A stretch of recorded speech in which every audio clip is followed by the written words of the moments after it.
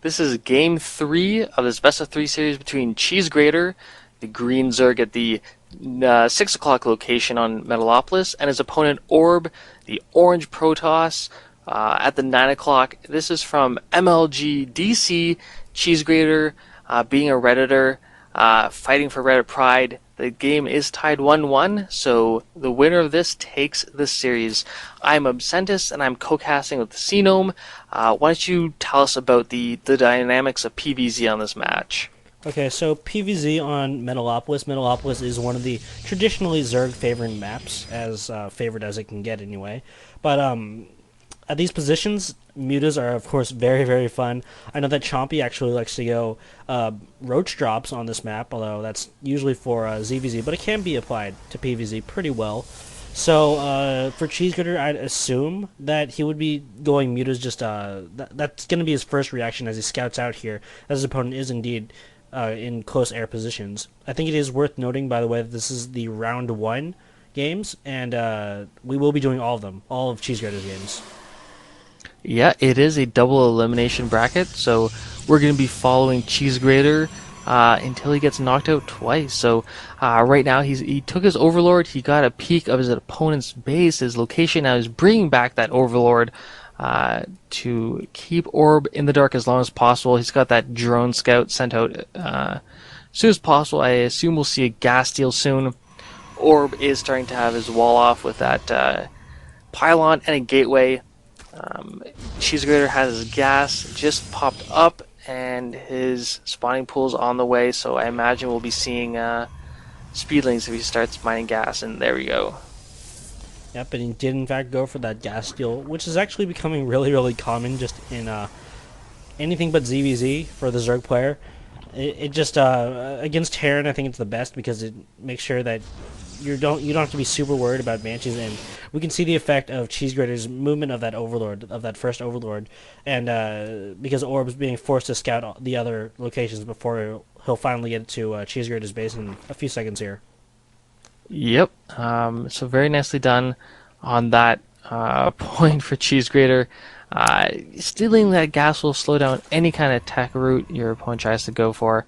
CheeseGrater looks like he's saving up quite a bit of resources. He's wondering if he might expand soon or go for roaches like we saw last game. He's letting that extractor finish, which is a good call. We have our I have no. Well, that's interesting. No warp gate tech from Orb quite yet, and his drone or his probe scout's going to get killed by those Zerglings without him seeing anything else coming out from CheeseGrater. But now a baneling nest being put down here by CheeseGrater, and yeah, this wall, it's okay, but against banelings, not so much. So yeah, he's going to be able to block this off. I think it actually might take 2 zealots to block that off, and against banelings, it's really not that good at all. The pylon, of course, the weakest Protoss building, and CheeseGrater's just going to be able to roll through this if he has enough banelings. Yeah, he's going to be sending out a whole bunch of Zerglings, intercept a probe on its way over, and get control of that watchtower. Orb's taken back his gas, so I guess CheeseGrater can just pretty much assume that his opponent's going to be trying to attack. He's sending one Ling, going to see those 3 Zealots. He's got the rest of his Lings being sent in right now, and the Baneling Nest is up. Orb is getting a robotics facility, so 2 Gateway Robo. That warp gate research is nowhere near being finished, and only Stalkers being made, so no sentries for force fields. We have Banelings coming out for CheeseGrater, and so it's really going to come down to how Orb can react if this will be successful or not.